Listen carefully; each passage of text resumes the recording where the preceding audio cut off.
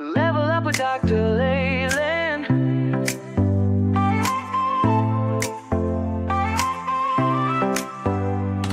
Step into the future, the world is waiting now.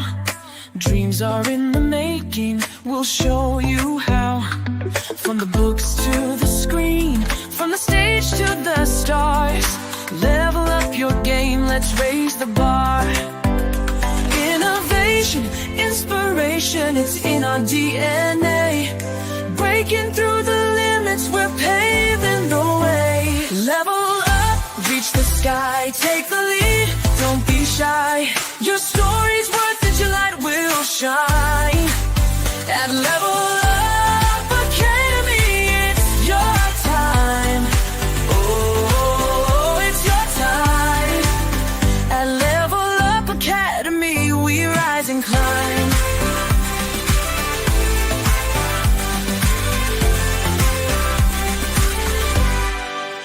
Empowered in your passion, your voice will be heard. Building a legacy with every word. From podcasts to pages, from business to art. Level Up's the place where it all can start. With heart and with vision, we're chasing every goal. Together we'll ignite the fire in your soul. Level up, reach the sky, take the lead, don't be shy. Your story's worth it, your light will shine. At Level Up Academy, it's your time. Oh, it's your time. At Level Up Academy, we rise and climb. Ooh, ooh, ooh. Oh, we're trailblazing, breaking through the mold. Dreams are alive, let your story unfold. With courage and pride, we'll take the fight. At Level Up, we own the night. Level up, reach the sky, take the lead, don't be shy. Your story's worth it, your light will shine. At Level Up Academy, it's your time. Oh, it's your time. At Level Up Academy, we rise and climb. So let's level up and never look back. On the road to greatness, we're on the right track. Together we'll soar, together we'll thrive. At Level Up Academy, we're alive.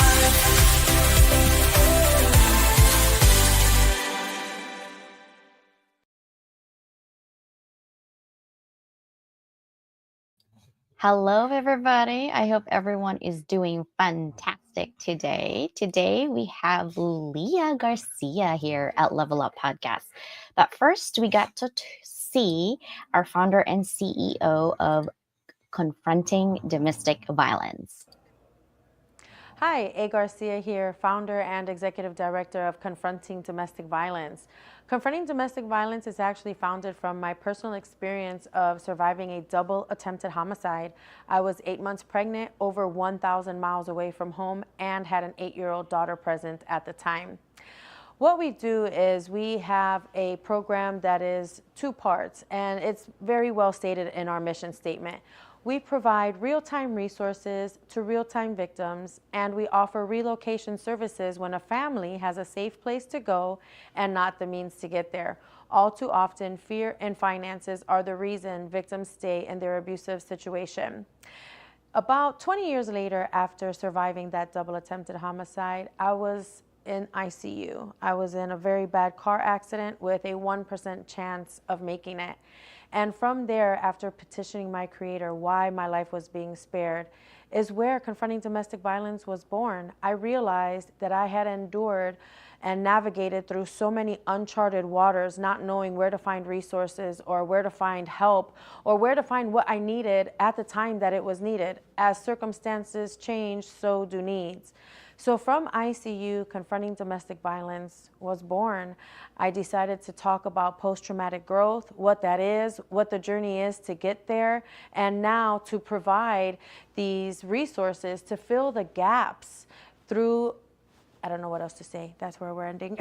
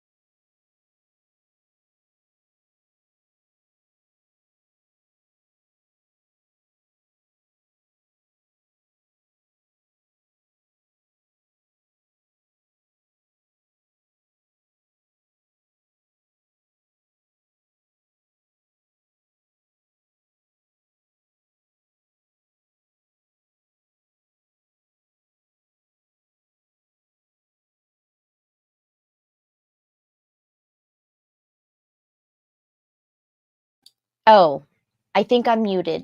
My sister is just calling me. She's like, I'm muted. So I apologize. Can you hear me now? Yes. So first of all, I wanted to apologize for Leah Garcia, who's coming in today, the financial strategist, the wellness, right, without risks, not the Leah Garcia who actually is in Google. I'm not going to talk about the other Leah Garcia, but I just want you guys to know there are at least six prominent Leah Garcias in the world. Okay, the first one is the Nulastin CEO. She actually comes up as like the number one beauty, elasticity tech space. The other one is our guest today, financial strategist Leah Garcia from Monterey, California. The other one is a public database, Leah Garcia. She's like an amazing public database. There's also a digital marketer. There's a Brazilian actress, Leah Garcia, and there's also a realtor that comes up on Google as first and Instagram on Leah Garcia. CJ, what's your point? First, I wanted to again apologize for my Leah Garcia today and literally have a lesson learned, right? When your name is unique, there are 10 million Americans sharing their name with someone else. And so, how do we create that significant online reputation risks to be risk averse instead, right? This is a lot of digital mix ups. It can have serious consequences, though, for your business, for your career, for your privacy, and for your credibility. So, what are some of those challenges? The search invisibility. If you are not the right person that's supposed to be doing this, guess what? It's impossible to stand out in our website searches right now, right? And then now you have ChatGPT, you have Perplexity, right? You have Gemini, like you have so many AI that's actually putting all your reputation, right? So there's a lot of mistaken identity, background checks, credit often gets confused with identical names, affecting housing, employment, financial opportunities. There's so many issues that you can have with non-unique names. And then also there is, for marketing purposes, recognition dilution. Professional accomplishments become attributed to other people instead of you, right? So really check up your name. This is my example of a famous mix up. Michael B. Jordan is an actor versus Michael Jordan, right? This is like the example of confusion because they're both trending on Google. They're creating media and social search confusion.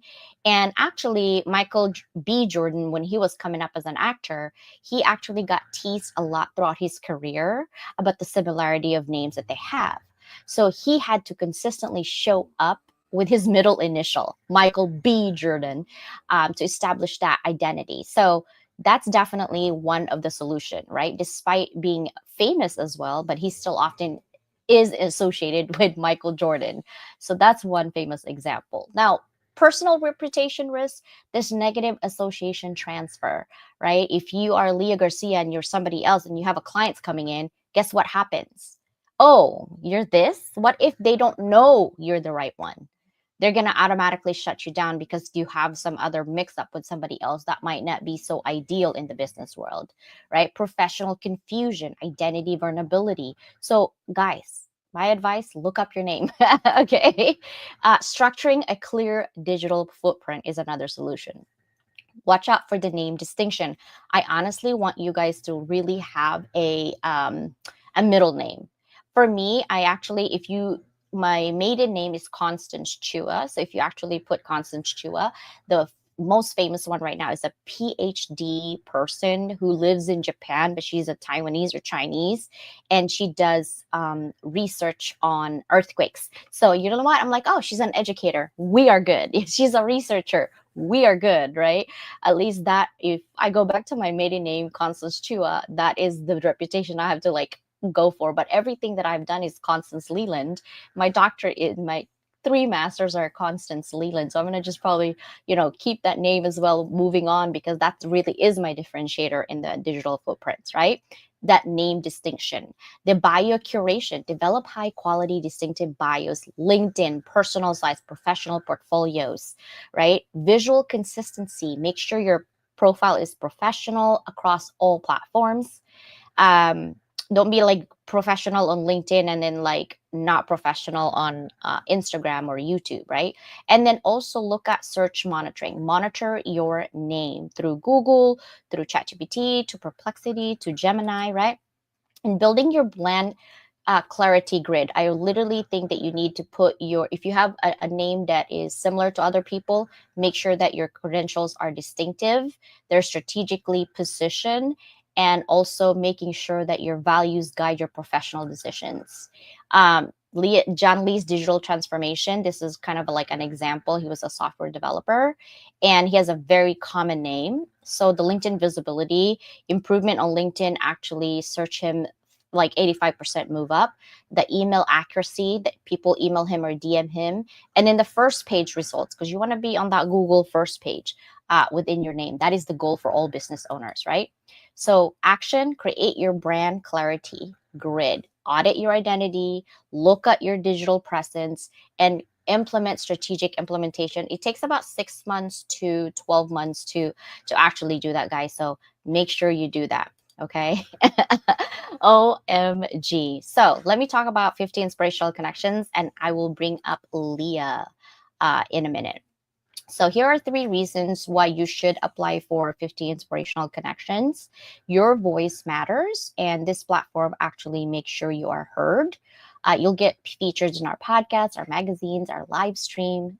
Live stream and podcast are 2 different things. Okay. So if you're like, oh, she's repeating herself. No, no, no.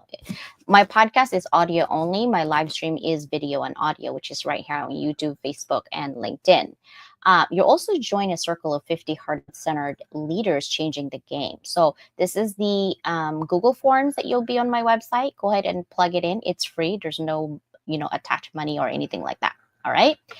And why CJ? Well, it is a global visibility campaign that I give my people for free.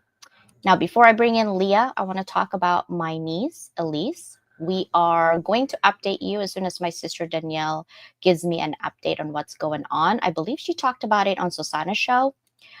So basically, you are making sure that you're sharing. I'm literally pleading for your kindness at this point. Right. So thank you guys so much for sharing her story and showing up for people. So are you guys ready for Leah? I hope Leah is ready for us. For sure. Leah, let me know whenever you're ready. I will bring you up. Now, in the meantime, once she is up and running here, we're going to talk about the blender today. How are you doing? I'm doing amazing. Oh my goodness. It's a thankful Thursday. I'm so thankful to be a part of your event, a part of your show. And this was a great learning lesson for me. I believe there's always teachable moments in those signs of adversity. When things happen, look for how we can flip the script. So this is really, really good for me. I took a ton of notes already in the first few minutes. I'm excited to learn more. And for sure, it is about being visible, and really your brand is everything. It is. And that's why I'm like, I'm going to publicly apologize for having that blender, because it is so crazy how that works, right? And it's okay if I think for me it's okay, but it's not okay for me in my head anyway. I'm like, okay, at least the reputation of this other Leah Garcia, or or this other Constance Chua is good, right? But at the end of the day, we can't keep up with the other us that's not really us. You know what I mean? Like, we can't control those people, we can only control us. So thank you Yeah. so much for the grace that you have provided and given me. This Oh, is my first question before we talk about your business and this blunder. Think back 20 years ago and find within your timeline some of those significant changes in your life that got you here where you are today. well, that's a really profound question. 20 years ago, I was going through a divorce, and after 20 years of marriage, and you never think that you're going to be in that kind of situation. We had agreed to part as friends, and it really did not end up that way. And so, I was in a situation where I had been a housewife for 19 years, had no college degree, no work experience. I had an insurance license because I had gotten the license and I was doing that really, really part time. And so I was in a situation where I had to decide, am I going to go back to school? I didn't really have that kind of time. Am I going to go and settle, work at, some kind of a manual labor job or work at Starbucks or something like that? And there's nothing wrong with those types of careers, but I just didn't see myself as that. I always believed, even as a little girl, I always believed that I was put here to do something great. And I tell this story of the Windex, right? When I was about 6 years old, I had seen this commercial and the announcer said, if you spray Windex on your windows, your whole world will sparkle. Well, I had grown up on food stamps and welfare, and I would always see other people, other homes, and they had green grass and shiny cars. And I always wondered, how did they get that? I would ask my mom, how come we don't live in those neighborhoods? And so when I heard that announcer say that as a little girl, I believed that. And so I begged my mom for Windex. She tried to give me the off brand, but I begged her for Windex. And there I was, that little 6-year-old girl in our broken down house with leaky roofs and all of these things. And I probably made a mess of it. But in my mind, I was shining up those windows. And so when I had this time where I had to make a decision, what do I do? Which path am I going to go? I chose me. I took a chance on me. I had this insurance license, had used it part-time, really had not made any money, but I decided I'm going to figure out how this can work. How can I make this work and start helping people and start making an income? Because I've known a lot of people who've made lucrative careers doing it. So I knew it was possible. And that's really when I had an opportunity for me to reinvent myself. And looking back now 20 years, I would have said, wow, who would have known that out of that adversity, I would have found a whole new life. My life is completely different than it was 20 years ago, thankfully.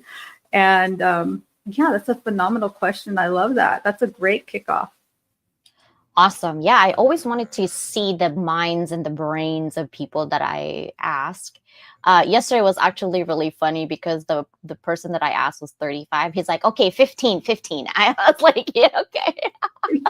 It was so funny. And, he found leadership within the 15-year-old self of his. And I said, you know what? That's actually really great, because I was actually surprised with my stats. I always look at my stats, and I have 13-year-olds listening and watching me on YouTube.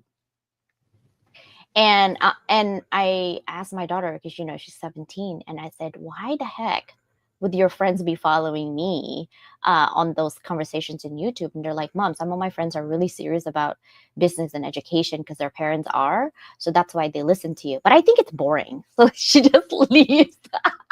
That's so at least great. she's at least she's being honest about it. So I love this question because it kind of brings you back to um, being today, right? When you look back of what you have done, you don't remember every single thing you did in that 20 years, but there are those little bleep moments that you're like, okay, I did this because of this.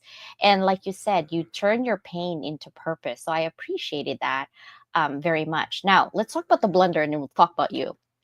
Um, I really want you to be honest. Like, we don't have any questions ahead of time or anything like that, but I Mhm. want you to be honest. Like, I felt horrible when I did that. I was like, oh my gosh, CJ. And I never had done that ever. And so this is like my first. You'll be my first. But I always look at the positive side of things, saying, like, okay, what can you learn from this? And there's a lot because I teach business law and also trademark copyrights law. And this is actually called a mark in your brand, right? And it's important to know that if you have names that are the same as a lot of people who are actually on Google as well, um, how did you feel when the mistake happened? That I want to know. I was like, what? No, I'm not. I'm not a beauty. My daughter would laugh hysterically because she's always telling me, "Mommy, don't do your makeup right," and things like that. So, yeah, I was just really kind of in shock that that was even there. And I thought, well, I really do honestly flip the script as quickly as possible. I don't allow myself to go down the path that doesn't serve me. And so I was thinking, okay, well, who is this? This is an influencer. This is a beauty influencer. I got to upgrade my game, right? um, and so those are the kinds of things that I thought about. And it also made me think about, and you asked me this afterwards, was should I be using my middle name? Now I love my name, Leah Garcia. I love the rhyming of it. It's my married name actually. My maiden name is Casas, but I lived my life so long as a Garcia. I'm very close to my ex's family. In fact, we're going on an outing today with some family members, and it's my kids. So I identify as Leah Garcia. However, I see the value of putting the A, adding my middle initial. And it really helped me to have the awareness of, listen, the brand is a big, big deal. It really is. I have really been very fortunate that a majority of my clients are referrals. And most of them don't even know that I have any kind of social media at all. Like when I show this to them, they're shocked. Like, oh, well, you did a podcast? Like you were on interview? You do these money minutes? They don't have any idea about that. But I gotta upgrade my game.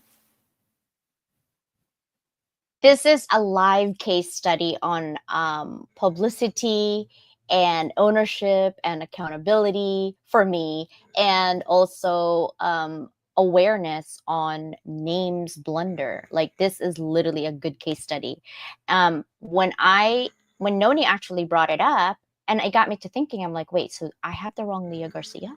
And so then I looked at it again and I was like, okay, take accountability, CJ. That is. Then I thought, okay, how is this going to be a teachable moments for me? Right.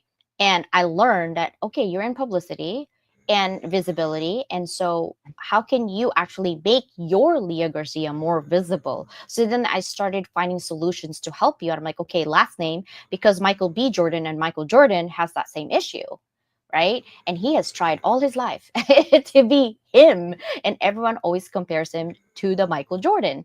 And so, how do you differentiate yourself that way, right? And I also love, I think another option for you is definitely Leah Garcia, financial strategist. That is like the option for you because that is something that if you don't feel comfortable having your middle initial, that's okay, right? But maybe your name now is going to be like Leah Garcia, financial strategist. Like that's your full name instead, right? So There that's you go. another option that I was thinking, okay, I can put her on that because any of my clients are actually here on my live stream usually will show up on Google and things like that. So, or somewhere in between, right? So I want to make sure that I do my due diligence and take accountability for that blunder. But let's go ahead and ask you this question, right? Let's clear the air. Who is real Leah Garcia? And walk us through your journey into the world of financial strategy. That's right. And also on a little sidebar, I did kind of think, well, gosh, Dr. Leland is so beautiful and she does her makeup so beautifully. Maybe she does really think that this is going to be a beauty show. And now she's got the wrong Leah Garcia. So I did kind of think of that for a moment. But then we know each other through other events and stuff. So the real Leah Garcia, I am a financial strategist, insurance professional, and I really love to talk about wealth without risk. We have been, in my humble opinion, and I'm not even going to say humble opinion, in my opinion, we have been bamboozled to think that the only way to make money is to put our money at risk. And I absolutely, I talk about it, I teach about it. This is what my clients do. This is what I'm doing myself, is we can really grow our money without risking our money. The majority of people, when it comes to finances, they are playing money checkers. They make some money to spend some money. They make some money to pay some money. They make some money to pay some IRS, Uncle Sam taxes. And that is just money checkers. We got to flip the script, get rid of that, and we got to upgrade our game, and we got to start playing money chess. It's about strategy. It's not how much money we make, it's how much money we keep. And the majority of people that I meet and I come into contact, and they may have accumulated wealth. However, they have their money in a pocket with a hole, meaning they could lose it. I help them to put their money from the pocket with a hole into the right pocket without a hole. So now they truly are accumulating and keeping that wealth so they can protect their wealth. They can distribute their wealth. They can spend it wisely, and then they can transfer this wealth and create the family dynasty. And it really, for me, is I'm always looking back into that little girl that I was, 6 years old, and that hope of having better. And I truly believe that there's somebody in every single family. And the sound of my voice, if you're here and you're connected to Dr. Leland, I'm telling you, you are the one in your family. And what I mean by that is you're the one in your family to change your family's last name forever and create that family dynasty. We've already had generational poverty. It's time for us to flip the script and head into generational prosperity. So that's who I am. That's this Leah Garcia. Are you picking up what I'm putting down? Yes, own it, own it. Which dance it to that groove. That's I love right. it. So that's the reason why, people, especially, I think, okay, so I actually was I was doom scrolling at 1:30 this morning on Instagram. Um, to get my ADHD brain off of, oh my God, I can't believe I did that like last Oh, night, right? And so right. I have that people pleaser kicking in. I was like, you know what? We're gonna stay in positive. This is gonna be positive. That's what we're gonna think about. That's it. And when I was doom scrolling, okay, this is your financial strategy, especially for women. And the reason is that think about this statement, okay? I forgot, I didn't save the lady, but she said in China, there's a magazine that posted. The magazine literally posted saying, the platinum VIP men, like the highest of men, is an average woman. I didn't get it at first. Do you get it? I was like, no, I don't get it. What do you mean? And then she explained. She goes, a woman have to drive, take care of the kids, like if you have kids, right? Uh, Clean the household, cook, clean, right? And that's expected of us. And you have to work also, like go get a job as well on top of everything, right? If a man does it, oh my God, what a beautiful husband. He cooks and watch the kids and he cleans. Wow, let's celebrate him, Right. right? But an average like woman, that's what we do. But so I'm thinking, wow, if the husband right here, we need to flip that script. It has to be some type of balance. And it's really us, the society's thought process, right? And I was like, wow, a platinum or like the most ideal man is an average woman. That's crazy. Like I thought about that. I was like, that is crazy. And it stuck to my head. And when you said what you just said about this is the moment, you are the moment that creates this legacy for financial literacy, exactly, right? So let me ask you this question. We hear a lot about financial literacy. I've had a handful, at least 10 people that does insurance, life insurance and things like that. I almost got my license actually, but I have so much going on and I love to help women and girls, especially, right? But what does financial strategy really look like for business owners today, or even individuals who are thinking, I'm not a business owner, but I do want to have that financial freedom? How do they start with that thought? Yeah. So I always say begin with the end in mind. If you're running your household, run it like a business. If you are a business owner, entrepreneur, how are you going to gracefully exit that business? Are you going to sell it? Are you going to franchise it? Are you going to gift it to somebody? Is it going to be a legacy that you're going to hand down? So whatever you're doing, whatever that is, what is that exit planning? And then we can reverse engineer. I want to know, what is the dynasty that you want to leave? And this is going to get really, I hope everybody really hears me. I have several clients right now who are looking at the last days of their life, meaning they've got major diagnosis and things are not going the way that they thought. And originally when we set up, gosh, I'm getting chills. Originally when we set up their family dynasty plan, their estate plan, they thought it was 20, 30 years, 40, 50 years from now. And now it happens to be, we just did some of this months ago. So when I say begin with the end in mind, we don't know when that end is. It could be tomorrow. Listen, we're not promised tomorrow. It could be that 30, 40, 50 years from now.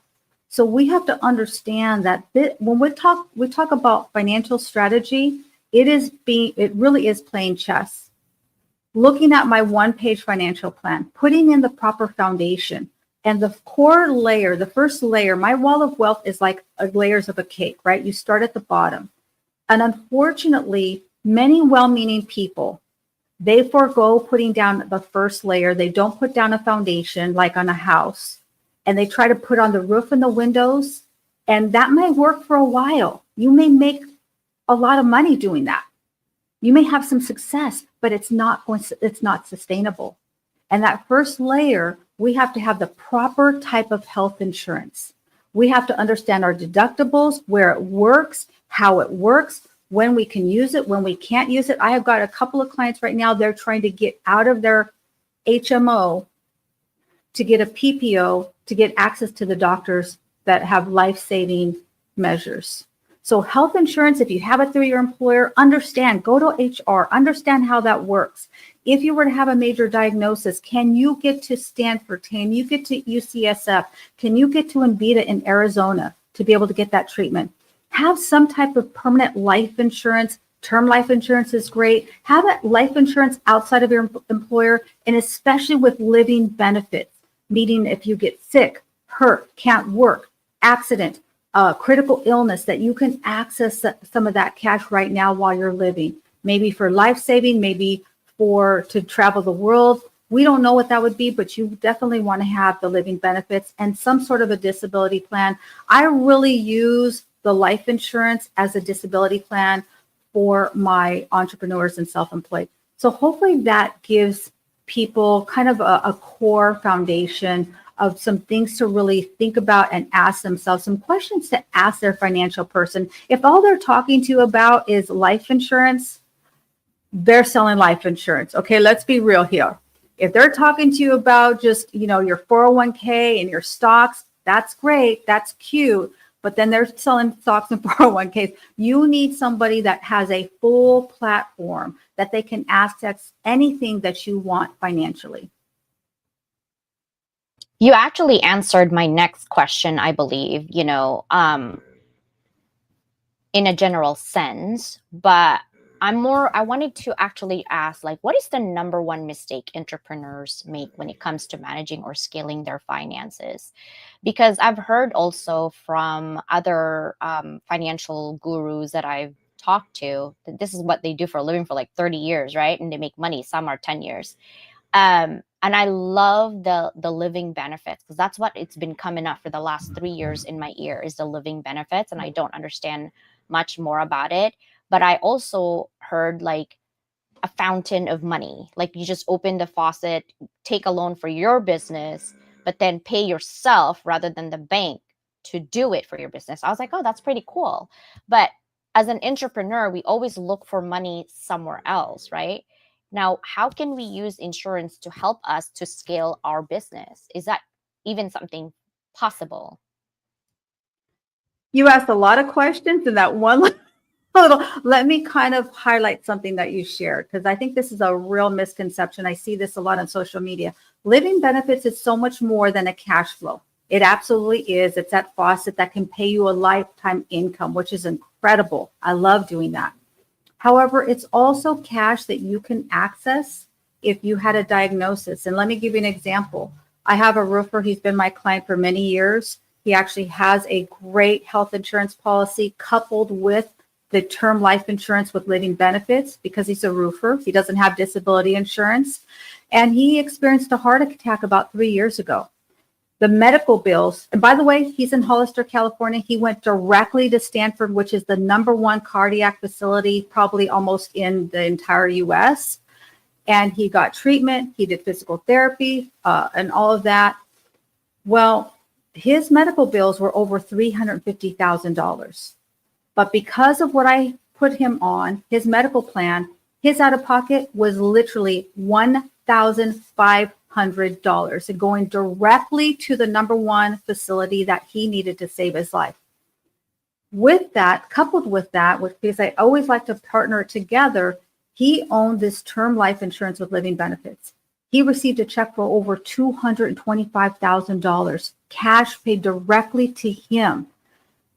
He could use that money for whatever he needed. If he needed to pay his employees, if he needed to keep the lights on in his home, whatever he needed. We ended up investing it, but because he didn't need it because he had incredible health insurance. But those are some things that a lot are big blind spot for business owners and entrepreneurs.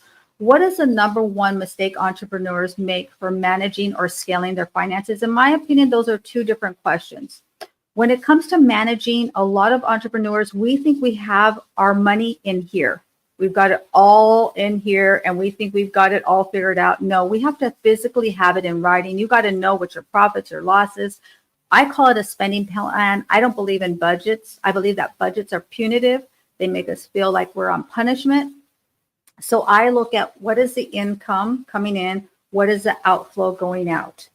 And then when it comes to scaling, is that, again, beginning with the end in mind. So the majority of people that I see, they come to me, they have never set up their business properly. They've never even had an evaluation done. They don't even know how they're going to exit their business. So what I mean properly set up, they are still operating as a sole proprietor. Folks, please don't stop, don't pass go. Get to somebody to have a proper entity selection. Proper. Don't just go on Google. Oh, everybody does an S Corp, so I should do an S Corp. I should set up an LLC. No, this is very, very proprietary to you. Number 2 is when it comes to your business, have you had a business valuation? And this is not a business evaluation. A business valuation is legitimately telling you what your business is worth. What could you sell it for? Because if you are creating a business just to leave it, just to close it down, you just bought yourself a job. We got to stop that. We got to understand, I don't care if you're a plumber. I don't care if you're an influencer. Whatever you are, that business should be sellable in some capacity, right? Why are we working so hard to build this brand if we're just going, it just dies with us?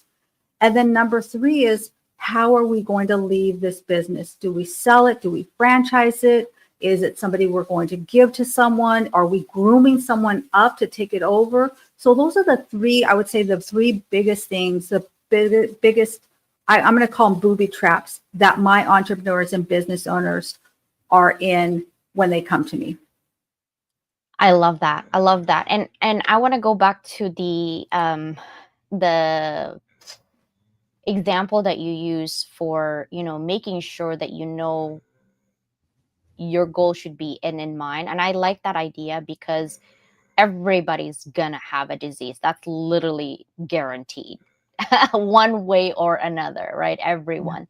And actually, I did a little bit of case study in my class. Actually, I was looking at it like, what is the top reasons Americans file for personal bankruptcy? The first one is literally medical debt. It's 66% of cases is because of medical debt. My stepdad, when he died, he accrued and accumulated, and my mom had to pay 1.8 million in bills. The second one is income loss, right? 78% of cases when it comes to bankruptcy is income loss.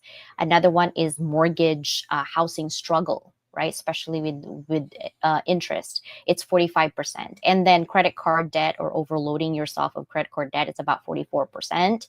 Student loans, wow, 25%. Helping loved ones, sometimes you're in financial needs, and helping friends and family, those are like about 12 to 28%. And then divorce is 24% of reasons for filing for bankruptcy.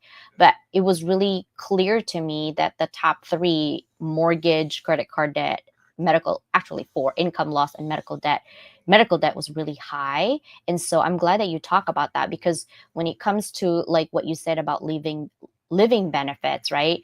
um, can you actually tell us what exactly is a living benefits, and how did they flip that traditional life insurance model? So if you currently have a life insurance policy that does not have living benefits, it's very, very simple to know, because your policy will say living benefits. If you don't, typically you cannot add them once you already have it. You will probably have to get a new policy. And living benefits could be critical illness, meaning if you're diagnosed with cancer, heart attack, stroke, Lou Gehrig's, Alzheimer's, paralysis, so you lose a loss of your limbs, blindness in some cases, that you can access a portion of the death benefit right now while you're living. Typically, it is tax-free. You can have living benefits on term life insurance. You can also have them on permanent policies. You can also add a long-term care rider on permanent policies as well. So those are the living benefits, and the cash value definitely is a living benefit. But when I see it on social media, that's usually what they're referring to. They're typically not referring to like a critical illness. And then there's a chronic illness, things that may not be life-threatening, but you cannot feed yourself, you can't walk, you can't transfer yourself from the bed to the bathroom. And you can also access a portion of the death benefit now while you're living. And I like to use an example of like a major car accident, like a major accident, and now you're kind of broken up. My 19-year-old nephew was in a truck versus motorcycle accident. He was hit so hard, he was ejected 90 feet off of his motorcycle. He was all broken up. That was 3 years ago. Thank God he survived. We didn't even know if he was going to make it through the night. He actually has been at his job for a year. Super proud of him. But things like that. Accident, illness, people say, well, I'm healthy.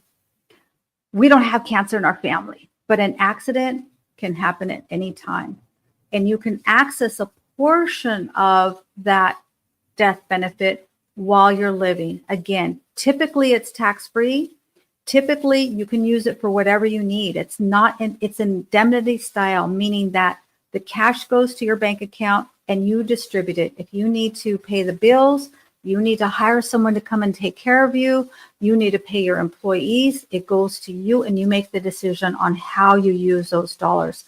That's why I like to use it in lieu of a disability plan, because most business owners really, it's cost prohibitive to have a true disability plan. Usually my doctors are the ones that really want to have a true disability plan. But for most entrepreneurs, having life insurance, whether it's term or cash value, that incorporates those living benefits, and there's quite a few other living benefits, but those are the two main ones that most people are familiar with. You know, I love your knowledge on this one, because I am learning as you were talking. My brain was like bouncing. And I just typed this up. So life insurance has a reputation problem, right? It's seen as morbid or boring and nobody wants to deal with it, but everybody needs it. Okay. Right. It's not a want, it's a need, right? Like car insurance, literally. I mean, I've been with my insurance company. I used to work for them for about 20 something years now. I've been with them, and it just keeps increasing, and I have not had any accidents, so they've been making Right. money off of me. But imagine life insurance, you've been making money but you can actually take it out, right? And it's actually not a want, it's a need, because you are guaranteed to have sickness in your life, believe me. Right. So what is the biggest myth people need to unlearn about life insurance? Because a lot of people are apprehensive, they don't want to talk about it, it's too salesy, Yeah. blah blah blah. What is Right. that myth? Well, first of all, if you're working with a life insurance agent and they're making it boring, then I would say get a new person, okay? Because I love talking about life insurance. I think that it is exciting. We're talking about leaving a family dynasty. And you know me, I'm all about the family dynasty. So I would say that's number one. And the first myth that people think of is it's expensive. They're just going to keep my money. Listen, I've been in the industry 20 years. I used to be what they call a termite. Okay. And some of you on here, you might be old enough to remember this, but it was the generation where we bought term, invest the difference. Don't get that trash value. I used to tell that. I used to sell that. I used to tell people don't buy cash value life insurance. It is trash value. They're going to keep your money. Here's the truth. If the agent structures it a certain way, the insurance company will keep your cash when you die. And here's an even bigger myth, and a lot of insurance people are not going to like me telling you this, but I didn't come here for rainbows and butterflies today. I came here to give you the real deal. I pull back the curtain and tell people really what it's like, the good, bad, or indifferent. If your insurance agent structures it so that your family gets the money when you pass away, so that you have more cash value, they make less money. And I literally will show this to my clients. Because sometimes they come and they've heard all these things. Well, the company's just going to keep the money, and this is what I heard. And I show them, listen, if I structured this policy so that the company keeps the money, this is how much money you'll make. And I'm going to give you a real number here. I'd make like $13,000. But because I'm structuring this policy so that your family keeps the money when you pass away, so that you accumulate more wealth, I'll probably make about $4,000 or $5,000. Heck, I'll take that all day long and twice on Sunday, because my family dynasty is leaving my business to my children and my precious, beautiful grandson who's 6 years old. My corazón, the love of my life.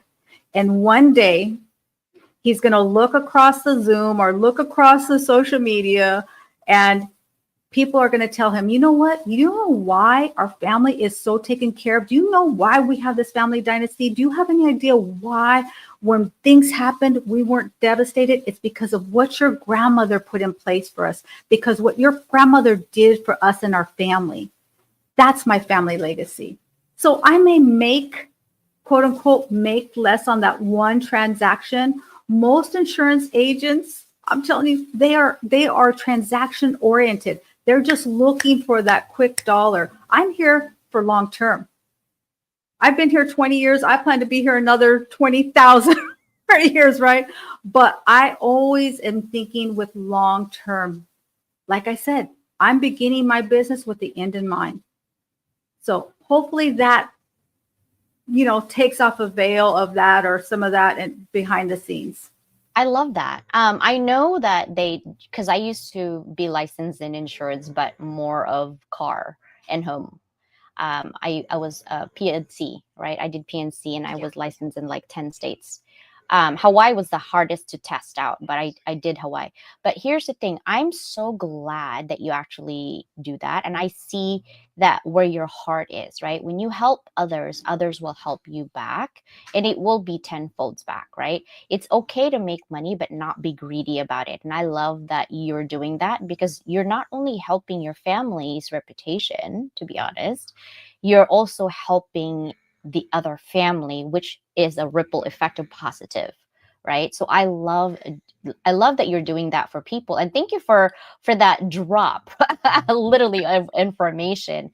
Now, how has your personal journey shaped the way you show up for clients and handle money matters? Is it because from the past that was a struggle and now you're like, you know what, I'm going to help people like me so that we can be doing this together? I think how my personal journey is more about what happened to me during my divorce and after my divorce. Because, growing up as a child, I always wanted more. Well, when we got married, I was very comfortable. I was a stay-at-home mom. I took care of my kids. I was a stay-at-home mom who was never home. I did all the, the parent clubs, and my kids were all in sports, and I loved that. I never thought that would kind of jeopardize my future, because here I was, had no income, and I had to figure out a way to to take care of myself. So I always think about when people come to me, because by the way, people think that they have to have a certain amount of money to come and work with me. I help clients whether they have $50 a month or $50 million a month. And so how it shows up for me is I can really understand how difficult it is to start turning towards your money when you feel like you don't have any money, when you feel like you're a PO, like you can't even afford the R, right? I totally get how that is, but we all start somewhere. And this is absolutely 1,000% what I mean. I had a client who came to me recently. She said, I don't even have $50 a month. I said, okay, how about $1? Do you have $1 a week? Do you have $4 a month? Can you eke out $4 a month? She said, yes. Okay, $1 a week. We created a $1 a week, $4 a month saving and investment plan. And this is what we did. I call it the power of the penny. The power of the penny, right? We know that pennies now are going to be extinct. I said, this is what you do every single week. And I'm doing this as well with my precious grandson. Every single week, you go to the bank and you get a roll of pennies. And you're going to go through those pennies. And at the end of the year, yes, you'll have $52, but I'm going to upgrade that for you. I want you to look through those pennies and you find any pennies that are 1981 and older, because those have a higher content of copper. Those pennies might be worth $2 or $3 or $5 or $20. So now what are you doing? Not are you going to have $52 by the end of the year, which most families don't even have that, by the way. But now those pennies are going to be even more valuable. You may have $2,000 or $3,000 by the end of this 52-week exercise that we're doing.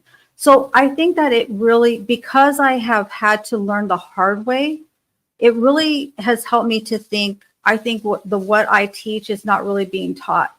I think most financial people are talking about stocks, bonds, and mutual funds. Stocks, bonds, and mutual funds, 401ks, and IRAs. You know, that's cute. Okay, that's cute. I'm talking about generational wealth. I'm talking about family dynasties. I'm helping families whether they have too much debt, and I teach them how to get out of debt quicker. They feel like they've only got that $1, or they come to me, a multimillionaire. Hey, I'm still your girl. I can still help you. Okay, I got you. I got you. Oh my gosh, I was laughing over here and you're like, you can't even afford the R on that. Okay, that is hilarious. I love it.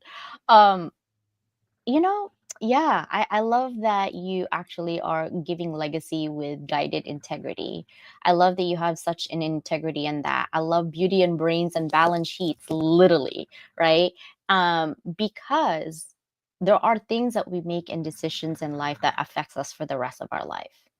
Right. And those intentions are really amazing because more people will be gravitating towards, hey, can I afford this? Right? Hey, can I because especially if you are a breadwinner in your family and you get sick, that is the hardest part, right? Because like you said, you were a stay-at-home mom. I was a stay-at-home mom for 10 years, 9 or 10 years. I didn't work. I actually just take care of my kids and stuff. But I went back to school. I got my master's, I got my doctorate while I was staying at home mom. And then I went to work part-time. But do you think, this is your opinion, obviously, women face different financial challenges than men in business and of course in personal, and how do you approach that with your clients? You know, this is an interesting question. I never thought about this when I got into the insurance industry. I got into it because I didn't know that there was such a thing as life insurance. I didn't grow up knowing that. And so when I learned that there was life insurance you could invest in that would take care of your family when you were no longer here, I thought that was incredible. And so that's how I kind of got into the industry. And this is a male-dominated industry. The insurance business, financial, financial wealth management people, financial planners, advisors, majority of my colleagues are men. And I didn't ever think about that until somebody, my niece actually, she actually pointed that out to me. She owns Glass Vegas. I'm going to give her a shameless plug, Glass Vegas in Las Vegas. And she said, you know what, Leah, you really need to step into, you're in a women-based business. And I thought, really? Like, I didn't ever think that that was even a thing. Listen, I've just been here, gritting it out, working hard, helping families. But there is a difference. And I think that in business, it gives us the advantage. if we're willing to step into and lean into our femininity. And because we can be more empathetic, we can be more compassionate, we can be more genuine. Where men, I love you men, by the way, I absolutely love our men, but they tend to be more cerebral and they're looking at it that way. And it kind of comes more naturally to us. So I think in business, we definitely have an advantage if we are willing to really be that feminine woman. We don't have to be like our male counterparts. We do not. We can have the beauty, the heels, the makeup, and all of that, and still be power women. In fact, I think we're more powerful when we are in our feminine energy. And yes, the power of the penny. And I think there was another part to that question. How do I help my clients differently? I think that I bring a totally different energy to finances. I love talking about money. People always tell me, Leah, all you do is talk about money. Yes, I do. And isn't it amazing? I think it's so fun. I love to talk about family dynasties. Even when people come to me with a lot of debt. I had a client recently, come with a lot of debt, like a dozen credit cards, paying over 35% interest. And even with that, I know I can give people hope. Now, whether or not they choose to make the change, because it can be kind of sometimes a painful journey. But if they're willing to make that change, I will invest the time to help them. I love that keyword because we can't control people. We can only try to help them. And I think people are always kind-hearted to help others, but sometimes others don't see our help as a help, right? So that's another thing that you kind of have to differentiate. And thank you for answering that question, because I believe even on a lot of things like in education or nursing, you have more women than men. In certain things, IT is male dominated, like male dominated. Right. So, I've always promoted my daughters to like do what you need and do what you want. There's two different things. A need is different than the want. But if you align your need and want and have a job that you really love, you're going to be fine. And I love that you said lean in your femininity. I can't be anybody else but me. Whether I make mistakes or not mistakes, it doesn't really matter. I just embrace who I am, and take it for what it is. Either you love me or you hate me. There's no in between. And I love that. So this is my second to the last questions. I really love this conversation about finance and blunder. I mean, we did a lot in this conversation. I mean, a lot. I don't know if you are feeling that, but we did. This is my last question. This is actually, and I think I already kind of know your answer, but I want to really know, right? And this is for you personally and for your family, right? If this is your last day today on this earth, what would be your parting message to your current and future families in terms of living life, legacy, and impact? Do you. Do you. And because of the industry I'm in, I really ask this question to myself often, because I do have clients who unfortunately pass away that they didn't know it was their last day on earth. Sometimes they got a sickness, but then other things happen. So I would say number one, and I wish I would have known this earlier when I was younger. I think there's so much pressure, especially us as women, to look a certain way, to be a certain way, to act a certain way. People used to tell me, Leah, you talk too much with your hands. Stop talking with your hands. It's too distracting. And so I tried to not talk with my hands, but then I couldn't talk. So I said, no, listen, this is who I am. And if you don't like that I'm talking with my hands on this Zoom or this event, you're not going to like me when you meet me in person. And so let's just get it out of the way right now.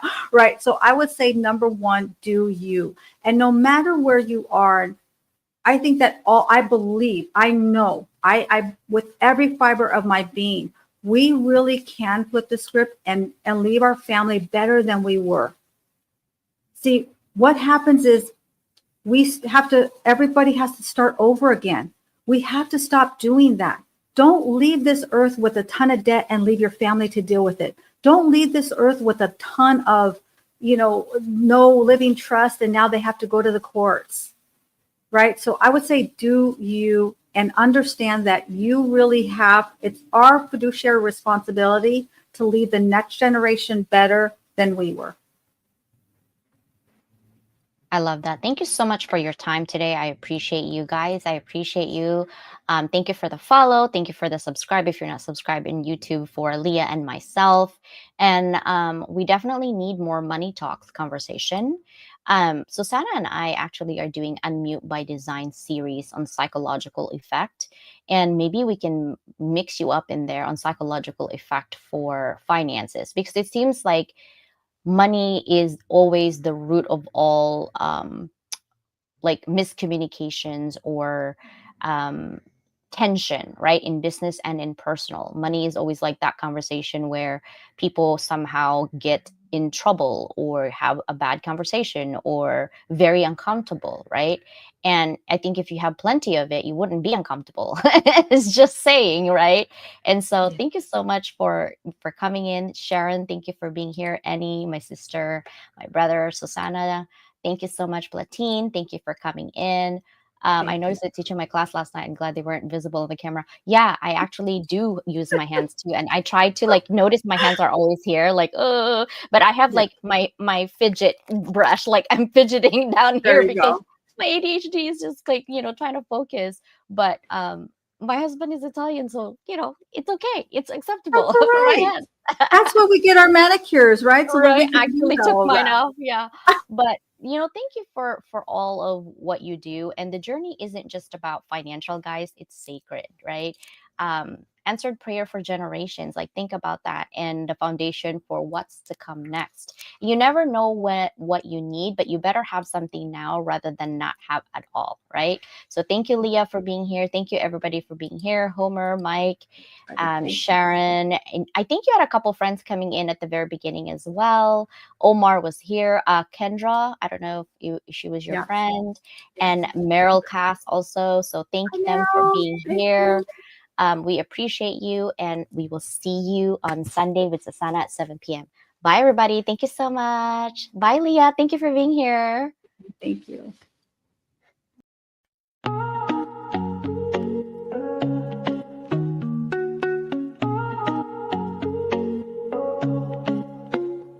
I started in the silence, behind closed doors. Dreams too loud to keep tucked in the floorboards. Late nights, broke days, no applause in sight. Just coffee, hustling that fire to fight. They said, play small, but I'm built to expand. No silver spoon, just grit in my hand. I will every note, like armor and steel. Visibility's a battle, but I'm real and I heal. From invisible threads to the front of the stage, I'm rewriting the script, turning scars into page. Level up, rise above the fear. Let them hear your voice, make your purpose clear. Every step, every stumble, every tear in the rough. You were made for this moment, you are enough. Level up, break through the doubt. Turn the whispers of your past into a victory shout. You ain't just chasing clout, you're building a legacy.